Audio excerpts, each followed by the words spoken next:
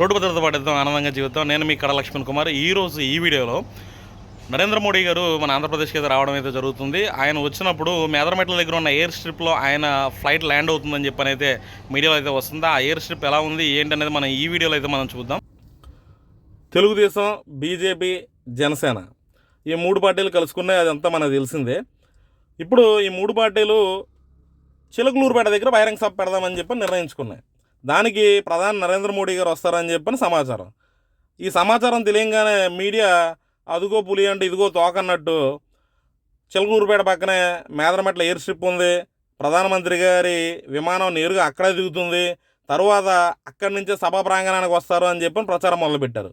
అసలు ఏంటి ఆ ఎయిర్ స్ట్రిప్ ఏంటి, దాని గొడవ ఏంటి అనేది మనం ఈ వీడియోలో అయితే చూద్దాం.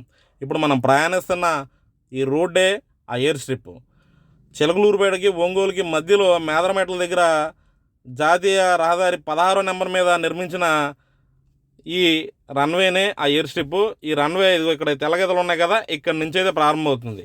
ఇటువైపు నుంచి అంటే ఒంగోలు వైపు నుంచి దీని నెంబరు 1, అటువైపు నుంచి 29. ఎయిర్పోర్ట్లో రన్వేకి ఏ విధంగా ప్రత్యేకమైన గుర్తుల్లాగా ఉంటాయో అటువంటి ఇక్కడ జెబ్రా క్రాస్ లైన్స్ లాంటి పెద్ద పెద్ద సింబల్స్ డిఫరెంట్గా అయితే వేస్తారు. ఎందుకంటే గాల్లో ఉన్న ఫ్లైట్ కింద రన్వే స్పష్టంగా కనిపించడం కోసం అది ఎయిర్పోర్ట్ రన్వేలో వేసేది ఇక్కడ ఈ హైవే రన్వేలో కూడా వేశారు. దీని పొడవు ఎంత అనుకుంటే 4 కిలోమీటర్ల 100 మీటర్లు, అంటే 4.1 కిలోమీటర్ల పొడవున ఈ రన్వే అయితే ఉంది. దీని మీద ఇప్పుడు వచ్చి విమానాలు అయితే దిగలేదు. యుద్ధ సమయంలో లేదంటే అత్యవసర పరిస్థితుల్లో యుద్ధ విమానాలు కావచ్చు, ఇంకా ఏదైనా కావచ్చు, దింపడం కోసం ఈ నిర్మాణం అయితే చేశారు.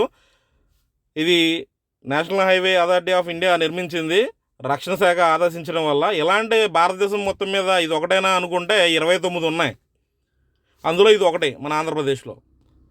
దీంట్లో గతంలో పూర్తి అయిపోయిన తర్వాత ఒక ట్రైల్ అయితే వేశారు. కొద్దిపాటి ఎత్తులో నుంచి విమానాలు, అది ఫైటర్ జెట్లు కావచ్చు, ట్రాన్స్పోర్ట్ విమానాలు కావచ్చు, ఇవన్నీ కూడా చక్కర్లు అయితే కొట్టినాయి. కానీ ఎటువంటి ఫ్లైట్ అయితే ఇక్కడికి వచ్చి దిగడం అయితే జరగలేదు. కానీ అత్యవసర సమయాల్లో మాత్రం దీన్ని రన్వే కింద ఉపయోగించుకోవడం కోసం రక్షణ దళం అయితే దీన్ని సిద్ధం చేసుకుంది. ఇప్పుడు ఈ దిమ్మలు ఉన్నాయి కదా మనకి, కాంక్రీట్ దిమ్మలు, అన్నిటి మీద అంటే అన్ని హైవేల మీద ఒక గార్డెన్ టైప్లో డివైడర్ గట్ట ఉంటాయి. దీని మీద అయితే అవసరం కొద్ది తొలగించుకోవడానికి ఇటువంటి కాంక్రీట్ దిమ్మలు అయితే పెట్టారు. ఇదైతే పూర్తిగా కాంక్రీట్తో నిర్మించిన రహదారి. ఇప్పుడు అటువైపున మొదలైంది, ఇటువైపున కూడా మళ్ళీ తెల్లగీతలు వచ్చినాయి. అంటే ఇక్కడ రన్వే ఇక్కడతో ముగుస్తుంది. ఇటువైపున దీని నెంబరు 29, అటువైపు నుంచి 01, ఇటువైపు నుంచి 29. అంటే ఖచ్చితంగా రన్వేకి ఒక నెంబర్ ఉంటుందన్నమాట. అదేవిధంగా మీరు అనుకోవచ్చు ఎయిర్పోర్ట్లో సెటప్ ఉంటుంది, రాడార్లు ఇవన్నీ ఇక్కడే ఉంటుంది అని చెప్పని. అది తాత్కాలికమైన కంట్రోల్ రూమ్ లాంటి దాన్ని తీసుకొచ్చి, మొబైల్ కంట్రోల్ రూమ్ లాంటిది తీసుకొచ్చి దాని సహాయంతో ఇక్కడ ఫ్లైట్లు అయితే దించుతారు. అది కూడా ఈ పక్కనైతే నేను చూపిస్తున్నాను.